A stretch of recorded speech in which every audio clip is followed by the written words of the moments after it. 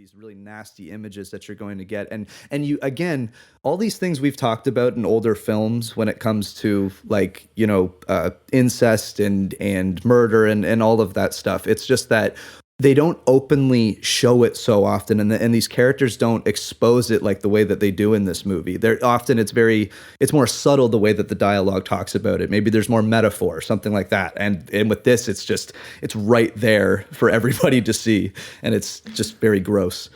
Yeah, while also I think the key to that being that, both Town and Polanski and Nicholson, I think they're all in on this, but like they are visually and sonically, like as you were saying with the opening credits, they're giving you the comfort of the familiar genre tools and toys that you know. Yes, totally. And that is what lulls you into the quality where you don't expect. Even on rewatches, sometimes I'm like, how modern this movie still feels, the way that it moves, totally. The sense of the really, really grim sense of paranoia and unease in it. And I just think that there was kind of a fight in the making of this movie that we'll talk about over like the course of discussing it. But like, Robert Towne had a very specific vision for this movie. And it's funny, decades later, he's kind of come around and been like, damn, I think Polanski was kind of right about it. But when Polanski came in and he said, like, and we'll, especially when we talk about the ending, we'll say like the ending is Polanski wrote that ending. That was not the ending of the movie at all. A few days before they shot it, I think, too, if I'm not mistaken.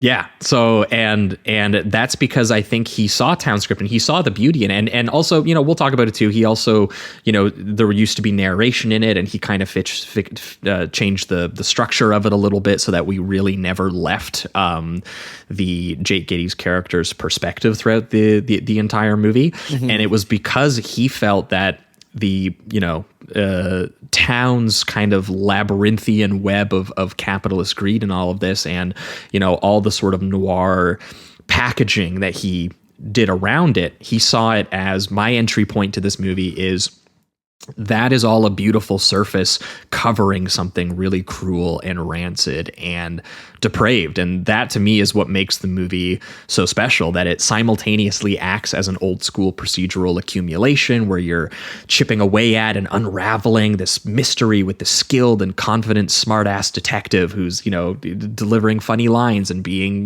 charming occasionally, even if it is in kind of an uglier way than you sometimes expect of these characters. And how it's paced and how it's shot is it gets you into the excitement of it all. And it's just gradually and very casually, it builds in all of the details about this just horrifying network of corpses that these characters couldn't possibly conceive the abyss-like depth of unless, they really, really pulled back the layer of that surface, which why would you want to do it? It's so beautiful. You want to hang out in it. It's a noir, And exactly. As an audience member, you're like, I like being in this old location again. And like you said, you got the suits, you got the cars. It's just, it feels suave and it feels cool.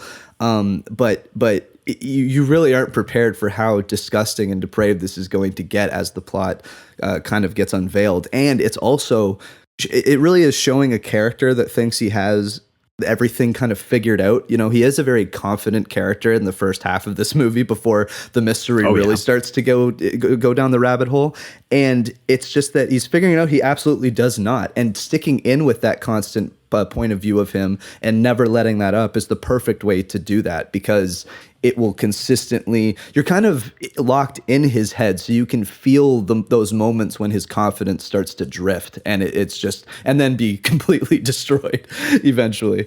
So I think it's a genius move to do that. Yeah.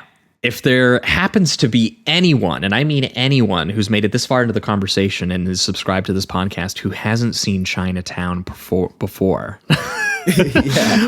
what I kind of love about it too, just if we want to get into, some of the early aspects of what the character is doing, because I do find it interesting. Like, I do think this is one of the most perfectly structured movies, and it's one of the few movies that tickle my movies as math brain, because like Robert Towne clearly put so much work into the script. Crazy. And it just has such a deceptively simple and classical setup where, again, you have Nicholson's Jake Gittes. He's introduced to us as a man who makes a living off of the lewd, dirty laundry of others, which is part of the contributing factor of what makes him feel like kind of a seedy character. He's sneaking around 1930s LA in his sort of fancy private detective suits and not solving crimes, but taking slimy photographs of like husbands or wives cheating on each other. And you already mentioned the barbershop scene where that guy straight up calls him out on his like dishonest living. But there's also that other line when his schlubby client, Curly, played by Burt Young, Paulie in Rocky,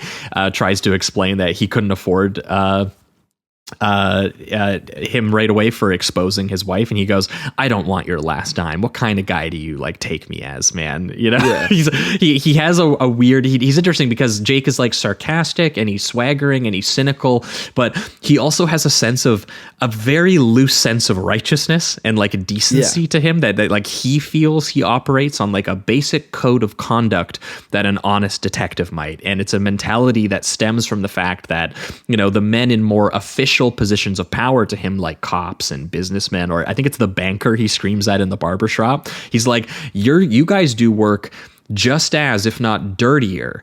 You're sneaky about it. You're secret. Yeah. I'm who I am on the surface, which is, I think, part of the genius of revealing exactly who this character is right away.